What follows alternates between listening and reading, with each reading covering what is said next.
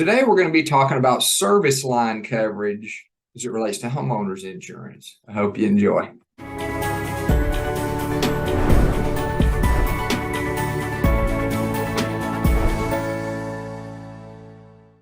When it comes to homeowners insurance, there are a number of things about it that are standard.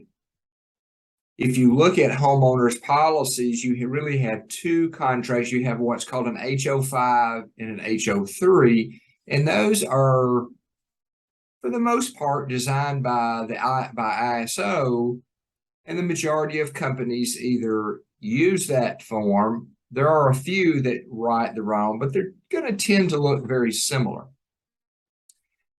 After you get out of that basics of the homeowner's contract, then you start looking at some peripheral things and additional coverages that can be added that oftentimes get overlooked.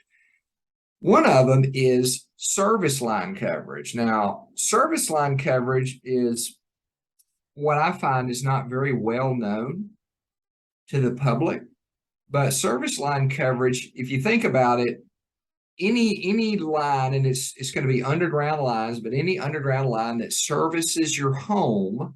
So it could be water lines, it could be sewer lines, natural gas lines, geothermal, electric lines, if they're underground, any kind of drainage or communication. Now, your basic homeowners policy deals with the structure itself. But when you start talking about service lines that run from a service meter or something like that to the house, your basic homeowners policy does not provide or afford any coverage for that. If you're dealing with a carrier that offers service line coverage, then this is an endorsement that you can add to your homeowners policy. And what it will do is it will cover losses or damage to those service lines. And some of the areas where it will deal with, and it's not limited to this, but what you'll see where we'll see the claims primarily are going to be wear and tear, rust or corrosion, mechanical breakdown, damage by freezing, tree or root invasion. So if you think about things like if you buy an older home and you have some big gorgeous trees in the yard, they're going to have extensive root systems.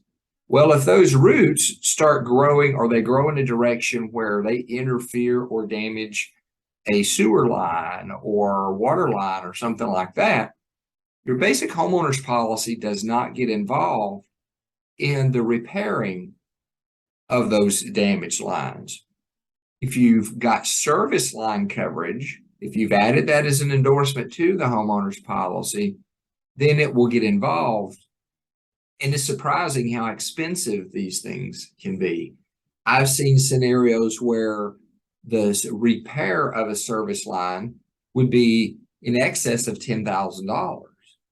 Well, that would be an unpleasant surprise if you come to the realization that maybe you've got an issue with a sewer line because of a tree root or because of corrosion, rusting, corrosion, or wear and tear.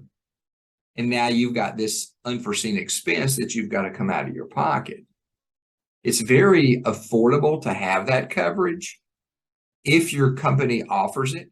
If you have questions about this type of endorsement or coverage or anything else related to home, auto, commercial insurance, don't hesitate to give Terry or myself a call here at Westside Advisors and Insurance Services. I hope you have a great week.